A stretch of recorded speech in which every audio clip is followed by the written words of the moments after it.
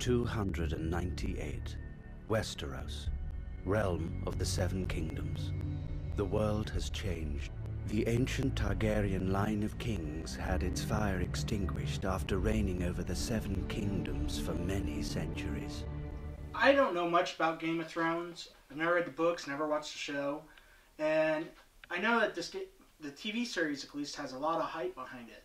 So I was really looking forward to Game of Thrones. There's some really good videos that showed what they were doing, and it really had me intrigued. Being that the game was from Atlas, my hopes were pretty high for the game. And I gotta say, in this review, I only played about a third of the game, and then I just gave up. I was bored to death. As much as it pains me to tell you this, Game of Thrones is horrible, and it is not worth your time. The game is broken down into two different characters. Basically, it's two stories that you play through, and then at one point, the stories are going to intersect. I gotta say, the story is boring. I mean, each chapter, there's 15 chapters total, and I played through 5. And you sit there, they last about an hour and 15 minutes. For about 45 to 55 minutes is all dialogue. So for that entire hour, you only play for 20 minutes. And it's just boring. The story is uninteresting. The voice acting, it's acceptable. It's not the best I've ever heard. And the story does nothing for you. I mean, graphics doesn't make a game, but man, this game needed something. And it just seemed like everything around this game was okay. Nothing stood out great. Not the combat, not the graphics, not the audio, and we'll talk about that in a few minutes. Not the gameplay. I mean, nothing about this game stood out as good. The only thing that I'm happy with my purchase of this game is that I got the art book. This is the only reason why you should buy Game of Thrones is for the art book, because everything else about it sucks. First of all, when you insert the game in your PlayStation 3, you're greeted with about 20 to 30 minute install time. After which, you're left with long load times throughout the entire game, even though it's installed to your hard drive. The graphics, they look like a first-gen Xbox 360 game, or a really good Xbox game. I mean, there's some character models that look really good, and then everything else, the textures just appear bland, blurry.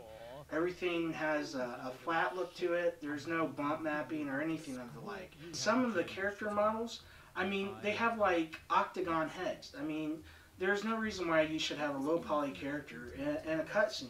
As I said earlier, the graphics don't make a game, but man, it sure does help. I mean, if the story's a little boring, at least if you got something pretty to look at, it'll still keep you hooked. And I mean, there's a couple good character models, but for the most part, everything's just bland and drab. The audio, I mean, it has a good soundtrack to it, but the audio cuts out for no reason whatsoever.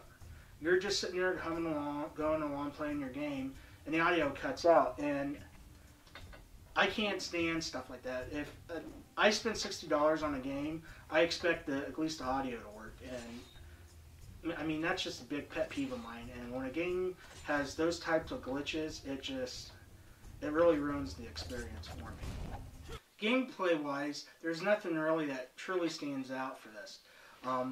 Basically, you play as two characters, and each chapter, you play as one character or the other.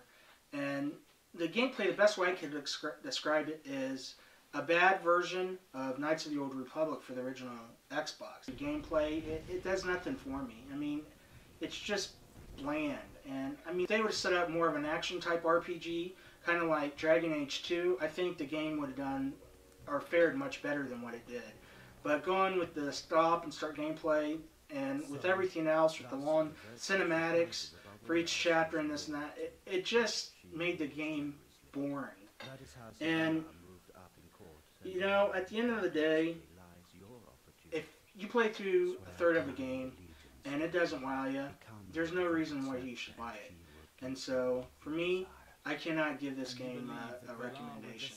You definitely need to pass on it. And as I said earlier, the only reason why you should buy this game is for the Game of Thrones art book. But that's the only reason. Well, YouTube, I hope you enjoyed my review. Please comment, subscribe, leave feedback. I'd love to hear from you. Other than that, take her easy, YouTube.